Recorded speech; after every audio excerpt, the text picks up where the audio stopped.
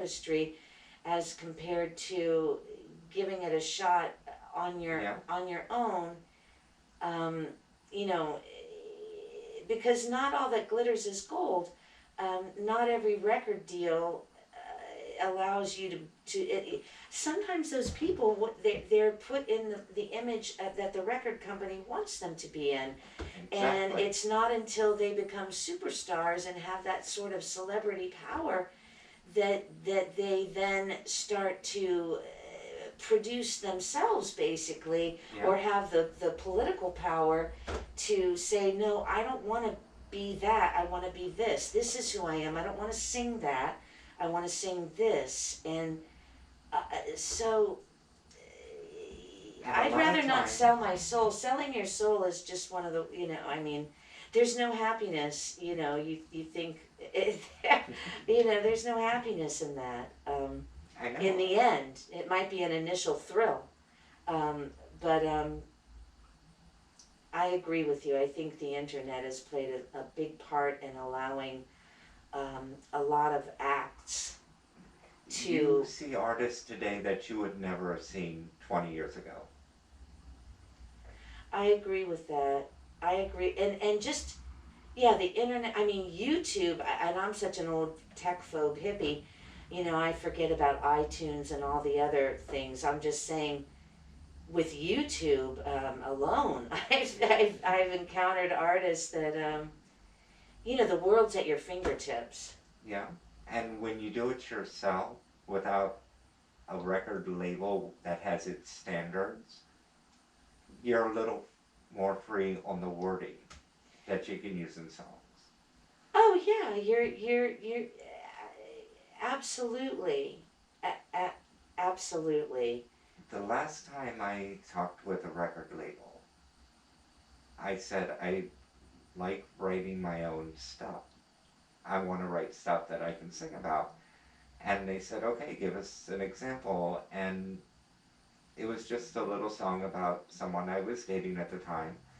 And I mentioned the song that it was a man. And they said, no, leave. And there's only so many Think times you about can that. take I the mean, labels telling you, even leave. back when Elton John became famous, he was writing all these songs singing about, using a female gender, and how sad that must have been for him when that's what, not what he was envisioning, but Yeah. what the political climate. And so he made a decision that to get where he wanted to go, he didn't sell his soul, but Mhm. but granted, the wording would have been different if he had been able to just speak Yeah. freely without, And that's one you thing the know. internet has given artists is the ability to write the songs and sing it the way they want to. I agree, and it it kind of keeps everything from, independence, right? Yeah. Kind of keeps everything from being uniform. This is the way music should go right now, and this is the way, you know. And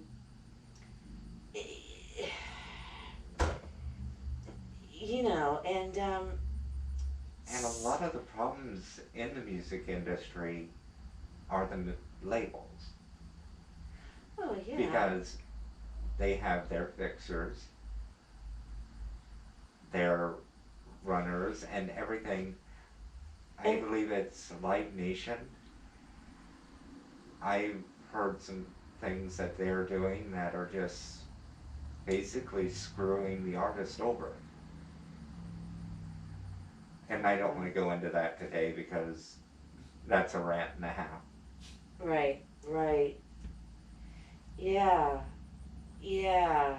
Um, there's so much politics in that, and the technology today allows you to sort of step around some of that politics. Yeah. Um, you know, one of the first things I learned in theater is not everybody, not the most talented person gets the job. there's a lot of factors, and there's some practical factors like the type. If the original was a blonde-haired, blue-eyed guy, then they're probably not going to hire brown-eyed, black-haired. They're Yeah. probably looking for a certain type. Those are sort of practical things. If the costume fits somebody who wears a size 8, they're not going to hire somebody who wears a size 12 and have to make a $2,000, $3,000 and up costume again. I mean, some things are just practical, but some things are not practical. They're just dirty politics, like who owes a favor. Exactly. My sister-in-law's niece, my sister-in-law is bugging me on the phone every day because I'm a record producer, at Sony, and her daughter can sing. So I have an obligation. It's who you know. Yeah. So there are a lot of political factors that are not practical factors, and that's the dirty deal about that. So I'm really And glad that people can do things a little differently these days. and as an artist, it gives us the freedom to say no. We're not going to Yes. do that because that goes against who we are. I'd rather, your soul is not worth selling, for any price. I know. That's the way I feel about the whole thing. So I think, yes, there's a lot of freedom in producing your own records. And it is a lot more rewarding. I just got tired of giving the finger to every scout or record label executive that I'm not going to do what you want me to do. No, and I mean, there's always a give and take, but there's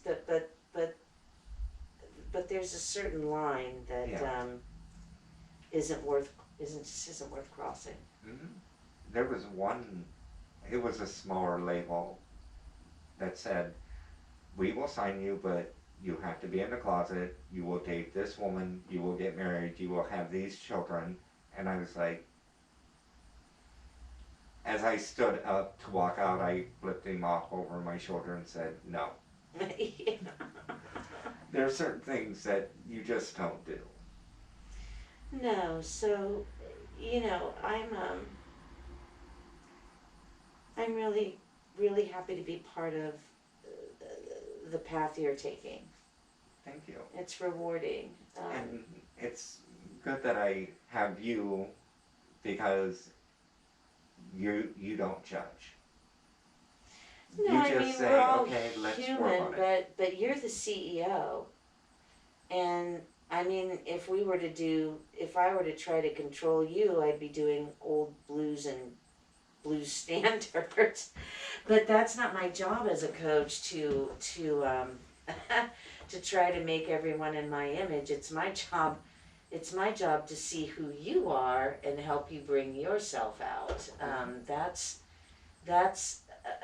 what a good teacher taught me a long time ago. And that's the way it should be. When I was teaching ballroom dance, I taught the students the patterns. But I left the expression up to them because they're the ones who are going to be out there doing it. Yes, exactly. And there are a lot of teachers that go, no, you do it my way or no way. No, I think you just give people the tools. You need, as a coach, to be sure that people are expressing themselves if they're sort of flatlined. But most artists, and they might be shy to express themselves, but they want to express themselves. So I think as a coach, you can offer certain techniques and strategies in terms of ideas on expression and dynamics and arrangement and making the music interesting, drawing you into my music. But you can't create that for someone. They either have it or they don't. Yeah. I've learned that over my 40 years of coaching. You either have this in you. or you don't. Some people have it, and you have to uncover. Um, I always tell people it's like a chair that's been painted over with 20 coats of paint, and what my job is to get Peel rid of everything those, away. And, peel all those 20 coats of paint. So what we're going to have left in the end is just you, and then you can flower and develop as you will. So sometimes people have it and it's just buried down, but if it's not there, I've learned it you know it's you can't really create that. someone told me once, everyone can sing, but it takes more than just that to get up Not on everyone stage. can sing, but what I've always told people is I basically agree with what you said. Um, and I used to use the example that look at Ethel Merman from my generation, because I'm sorry, Ethel, I know you're up there and I respect your artistry. It's not my personal liking, that quality of voice, um, the intonation and so forth. But she was a Broadway superstar. Yeah. Most 95% of people can sing. You just have to figure out sometimes you have to figure out how to get them there. And sometimes people, you have to figure out more than others. But there are a few people who in my experience really are tone deaf. And I don't know, maybe in the end they're not really tone deaf. Maybe what they are is Teflon. Yeah. Maybe, and I've experienced that too. I've experienced a lot of You people can say who could, whatever you want to them, and it just slides right off. yeah, so even that last 5%, who am I to say, maybe it's more of a Teflon thing. But I agree with you. I mean, basically everyone can sing. Um, Sometimes you just have to uncover. And Exactly. my vocal coach in Los Angeles, Donald A. Holtz, hello Donald, a mentor of mine, would say that he was like a vocal doctor. Yeah. And I think of myself like that. Like I dig deeper than the surface, and I get down in there and I see what's under. I'm like a mechanic. I open the hood up of each artist, Exactly. and I check around and I see if you need an oil change, or your filter's bad, or maybe you've got your wires are corroded and or your perception is off of how much it really takes. Some people over try, and in over trying they miss the pitch. So it's a Exactly. perception thing, not really whether they can. So there's a lot of different factors. I'm just really grateful to all of the people at Motown, Clarence Pauling, Don Juan Mancha, Andre Moore,